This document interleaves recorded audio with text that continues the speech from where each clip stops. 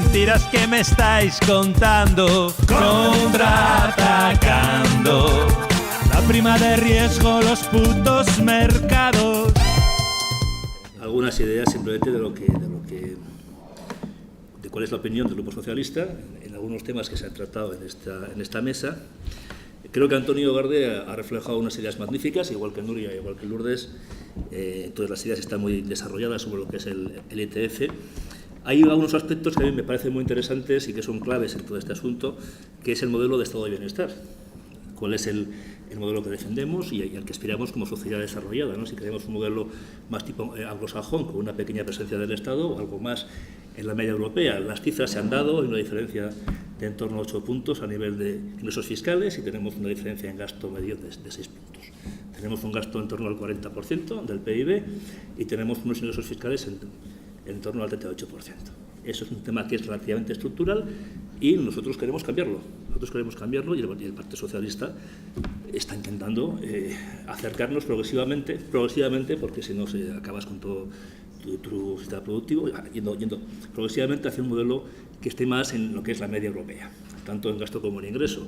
Y para que sea sostenible, que es un tema clave para un modelo de desarrollo del estado de bienestar, hace falta que sea sostenible, hace falta ingresos que se ajusten a los gastos, porque si no, pues si vas simplemente con deuda, como aquí se decía, tenemos un nivel de deuda cercano al 100% del PIB, que está en términos históricos, es una de las herencias del PP, una mala gestión de los recursos públicos, con un nivel de deuda pública relativa histórica, y eso efectivamente te genera una potencial vulnerabilidad ante un posible incremento del tipo de interés del Banco Central Europeo, que no hay que descartarlo, porque está en mínimos históricos.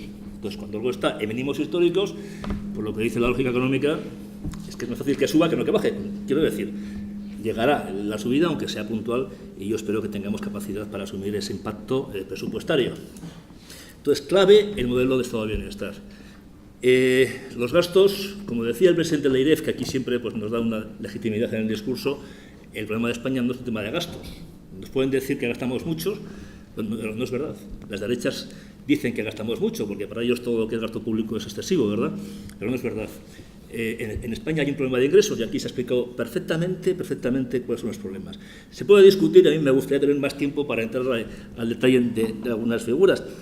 En España tenemos 40.000 millones de euros, más o menos de exenciones fiscales. Cuando tú comentabas subir un punto del IVA, más que subir el IVA, que sería, pues como decía Antonio... No estaba diciendo sí, no quiero decir... Subir sí, la recaudación de IVA. Pero quiero decir que efectivamente un punto más de IVA, como decía Antonio, sería regresivo y además hace mucho que lo iba diciendo el FMI, que hay que aumentar los impuestos indirectos frente a los directos, lo cual es regresivo. Pero hay en torno a 20.000 millones de euros que dejamos de ingresar porque hay una política de IVA. Y este país, hay que decir, pues que no le gusta pagar impuestos, es verdad. Ya sé que no queda bien aquí, pero es verdad, no le gusta pagar impuestos. Y en el Congreso estamos continuamente, tanto en la oposición como en el Gobierno, con presiones sociales para bajar impuestos sectoriales del IVA. Todo el mundo quiere que paguen los ricos, que paguen, pero cuando te llega a ti el bolsillo, pues tú quieres pagar menos IVA por muchas cosas. Entonces no me voy a meter en ningún jardín, pero quiero decir que existe esa cultura. Pero hay 40.000 millones de euros que cada año el Estado deja de ingresar por exenciones fiscales que son decisiones políticas y que afectarían posiblemente a sectores sociales con necesidades básicas en algunos casos. Cuidado, no es fácil tocar esto, cuidado. Bien. Hay una cuestión también que yo creo que es importante y además yo siempre que tengo oportunidad lo recuerdo en el Congreso, y es que el impuesto de sociedades recauda en 2018 20.000 millones menos que en 2007. 20.000 millones menos que en 2007 y el nivel de PIB ha superado el del año 2007. Efectivamente hay muchas razones, desde activos fiscales diferidos, legislación, prácticas empresariales, hay muchas razones, pero yo creo que tenemos que trabajar para intentar que haya una mayor aportación y, por ejemplo, el IETF es una posición, ¿verdad? Es una vía. Fraude fiscal y elusión fiscal, esto es fácil, sobre todo cuando estamos en elecciones, es fácil. Todos queremos que no haya fraude fiscal y que paguen otros, ¿verdad? Los defraudadores. Hay fraude fiscal en España, por encima de la media europea, pero como decía Antonio, que sabe de esto mucho más que yo, tampoco es que digas hay que meter más recursos a nivel tributario, sin ninguna duda, porque estamos muy lejos de lo que es la media europea, pero esto no es la panacea o la solución de la fiscalidad en España. Quiero decir que ahora recordamos en torno a 15.000 millones de euros, de fraude fiscal al año. Haciendo un esfuerzo podríamos llegar a 18, 20.000, que ya es mucho, pero cuidado, esto no es fácil y no es la solución estructural. Bien, pero hay que trabajar sin ninguna duda, igual que hay que eliminar pues, figuras o prácticas de elusión fiscal. Y luego yo quiero hacer mención, y con esto ya termino si me permitís, a las nuevas figuras tributarias, que es fundamental que introduzcamos figuras tributarias nuevas y nuevas medidas. Y el Gobierno socialista, porque hay un mensaje que sí que me gustaría lanzar a ATAC y también a los asistentes. Yo creo que se pueden hacer cosas y se pueden cambiar las cosas. Y se pueden cambiar las cosas, Lourdes, incluso con la mayoría política que hay ahora en el Parlamento. Ya sé que otros querrían otras mayorías y que siempre se puede mejorar y aspiramos todos a mejorar y tener más representación en el Parlamento, en fin, en los parlamentos autonómicos, en los ayuntamientos y en el español, en cortes de partidos de izquierdas. Y, por supuesto, yo que represento al PSOE, pues más parlamentarios socialistas. Pero así todo, hay que lanzar un mensaje positivo, de se pueden cambiar las cosas, y estamos cambiando las cosas. Yo creo que el Gobierno socialista está haciendo cosas importantes para cambiar la dinámica de reducción del estado del bienestar, de reducción del gasto público, de aumento de desigualdad, que ha sido una de las herencias de 7 años de gobierno del PP. Y en fiscalidad hay medidas que pueden ser importantes. Luego tiene el problema de que tienes que ir a las Cortes y tienes que aprobarlas, lógicamente. Pero estamos poniendo un mínimo a las grandes empresas, de un 15%. Esta medida, que parece que aquí es una revolución, yo vengo de Euskadi, que como sabéis tenemos un sistema fiscal propio, y en el 2013 se aprobó. Quiero decir, aquí no gusta, pero bueno, quiero decir, si se hace allí, y además se aprobó con yo siempre lo recuerdo porque yo estaba en esa negociación, con un acuerdo político entre el Partido Socialista de Euskadi, con PNV y con PP, y aumentamos la fiscalidad. Incluso aumentamos el marginal máximo del IRPF a partir de 90.000 euros, a un 49%. Quiero decir, se puede discutir si hay voluntad política para discutir, se pueden hacer muchas cosas. Y los bancos y las petroleras, encima les ponemos un recargo mínimo de un 3% más. Está habiendo aportaciones. Bajamos 2 puntos el tipo a las pymes. Bueno, hay que buscar siempre un equilibrio, esto de crecimiento económico, desarrollo económico, competitividad, porque tú compites con el resto de los países. Y, por ejemplo, esta medida al FMI no le gusta, no sé si es bueno o malo, pues no le gusta, pero bueno. El impuesto digital es igual que el ITF, es un impuesto que para que funcione y tenga capacidad realmente recaudatoria debería ser algo coordinado a nivel europeo o a nivel internacional. Pero estamos siendo pioneros. En el ITF está únicamente Francia e Italia, y ahora también va a estar España. Y con el impuesto digital, pues hasta Moscovici decía hoy que le parece bien que haya un impuesto a nivel europeo. Hay que ir avanzando. España está en la vanguardia, damos pasos. A veces nos gustaría dar un paso más grande, incluso de gigantes, pero a veces no se puede. Pero se puede ir avanzando y vamos en esa dirección. Las transacciones financieras, incluso el impuesto a diésel, que bueno, aquí sí que posiblemente nos toque más a los que tenemos un coche a diésel. Pero es que es un cambio que busca un cambio de un modelo energético, de un modelo de una transición ecológica hacia un nuevo modelo de desarrollo económico. Es bueno porque es un tipo de combustible que genera también unas dificultades muy serias en temas de salud. Y también tenemos medidas en IRPF para que paguen más los que más tienen. Voy terminando porque si no me quedo sin avión. Quiero decir, y este es el mensaje fundamental que me gustaría lanzaros a ATAC y a los asistentes, y es que se pueden cambiar las cosas, y se cambian desde los gobiernos, y estamos en el gobierno.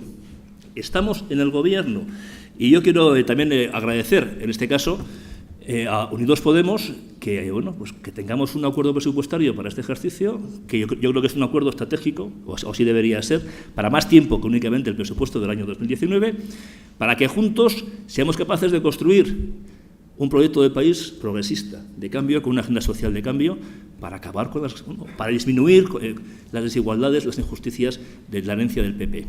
Y se puede, es verdad que con los dos no vale, hay que sumar. Y yo sé que pido a todo el mundo que nos ayude a sumar, porque es la única forma de cambiar desde el Parlamento y desde los gobiernos. Y ya lo siento, pero es que me tengo que marchar. Gracias. Muy bien, gracias, Javier. Venga.